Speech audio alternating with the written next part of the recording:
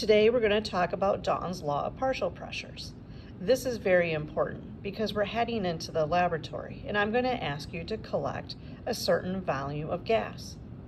Well, how do you know that you have 50 milliliters of gas? I mean, you can't see gas. So how do you figure out that you have 50 milliliters of gas present? Well, before we do that, we have to look over some abbreviations. We have P-bar and PATM. P-bar stands for barometric pressure. PATM is atmospheric pressure. Now, they are the same thing. We use something called a barometer, which measures atmospheric pressure. And the units for pressure are ATMs. So we can say P-bar equals PATM. Now, the barometric pressure, or the barometer, is measuring the pressure of all of the gases in the atmosphere. So really, P-bar is equal to the pressure from all of the gases, the total gases. So there can be a variety of gases in the atmosphere. So we can say the pressure, the overall pressure, the total pressure is equal to the pressure of gas 1 plus the pressure of gas 2 plus the pressure of gas 3, and so on and so forth. Now, getting ready to go into the laboratory, I want to collect 50 milliliters of gas.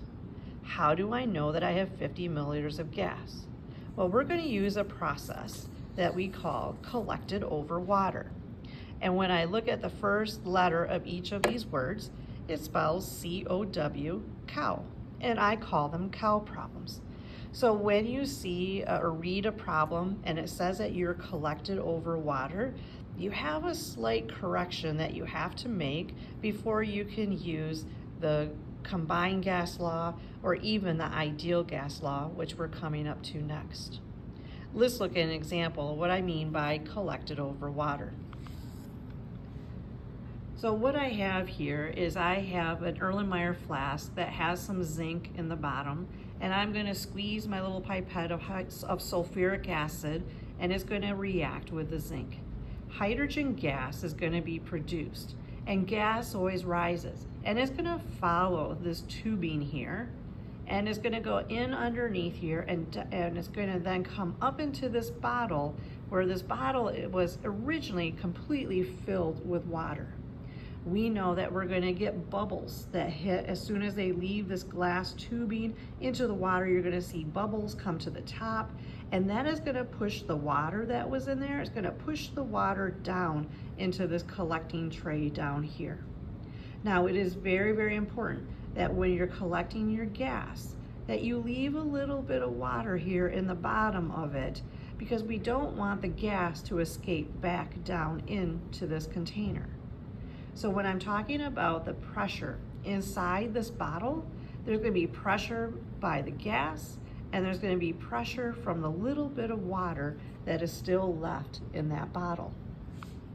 So we can write an equation for this. P-bar is the barometric pressure. This is a given pressure. I find it from the barometer, or I look on the Weather Channel to find the pressure in my area. I then am wanting to solve for the pressure of the gas.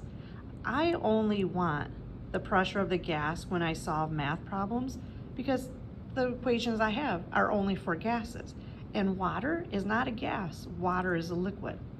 So in order to figure out what this pressure is, I need to know the temperature at which the gas is collected. So in that picture where I had my water, I would want to take the temperature of the water that was over here and record that value. Okay? And then I have to use a table. Well, for our class, we're going to go to page 899 of our textbook. And at the top, we have a water vapor pressure table. And you will see here along the first column that everything here is about temperature in degrees Celsius. And then my second column is pressure in millimeters of mercury. And then I have pressure in kPa. We use kPa in our physics class, but here in chemistry, we'll stick to the millimeters of mercury.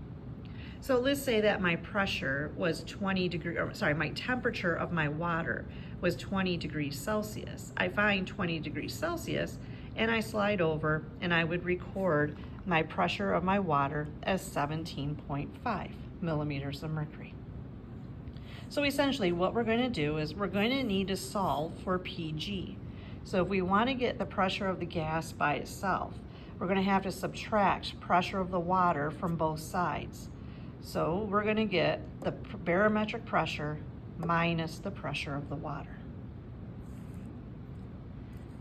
This pressure, once we have subtracted the water vapor pressure from it, gives me the true P1 value. And this is the P value that we need in combined gas law problems or in our future ideal gas law problems. So let's look at an example of how to use it.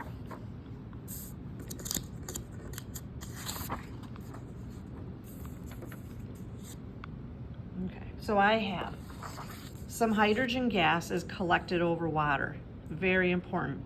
It's COW at 10 degrees Celsius and 105.5 torr. The total volume of the sample was 1.93 liters. Calculate the volume of hydrogen at STP. So the first thing I'm going to put on my paper is my list. And I have it as COW. This was collected over water. My first temperature was 10 degrees Celsius. And I was given 105.5 torr. Well, this is not my P1. This is P bar. This is not the true value. So I need to do some correction. Okay. So what I have to do then is find the PG. I have to take the barometric pressure minus the water vapor pressure. And my barometric pressure is this 105.5 torr, and I have to subtract the pressure which I get from page 899 of my textbook. And since my temperature was 10 degrees, I go over here and I find 10 degrees, and that vapor pressure is 9.2. So I have my 10 degrees is 9.2. So I have to do 105.5 minus 9.2 torr. And when I do that, my pressure of my gas becomes 96.3 torr, which then becomes my true P1. So P1 equals 96.3 torr. I go back to my problem, the total volume of the sample. So I know my V1 is 1.93 liters. I want to calculate the volume, so I need V2. And STP means that I am standard temperature and pressure. Standard temperature is 0 degrees, and standard pressure we learn as 1 atm. But I cannot keep this in atm because my P1 is in torr. So I know that 1 atm is the same thing as 760 torr. So now I can set up my problem of P1 V1 T2 equals P2 V2 T1. I'm solving for V2, so that means I have to get rid of the P2 T1. And now I plug and chug. Remember, my P1 is the corrected value. Times it by my V1, times it by my T2 in kelvins. Then I divide by my P2, which has got to be that 760 torr, and multiply by my T1, which is 283. I do my calculator work. I wrote it out here in case you need the steps, and you get your answer of 0.236 liters. Let's look at a second problem. You may want to pause and try it before you look at the solution. You have a sample of nitrogen gas, and here are the key words: collected over water. We have a volume, we have a temperature, and a pressure. So this is my V1, my T1, my P. This cannot be my P1 because it's collected over water. So it means I need to make an adjustment. So when I look at my list, I have my V1, my T1, that is not, that 620 that I was given is not my true pressure. I have to subtract from it the pressure from the water. And I have to look up 22 degrees. So was that 22 degrees? 22 degrees is 19.8. So you will see that I subtracted 19.8, to get my true P1 value. At what pressure? So I'm asking you for P2. I have a V2 and a T2. So my V2 and T2. Now I can go ahead and do my P1, V1, T2 problem. I'm solving for P2. I have to divide by V2 and T1.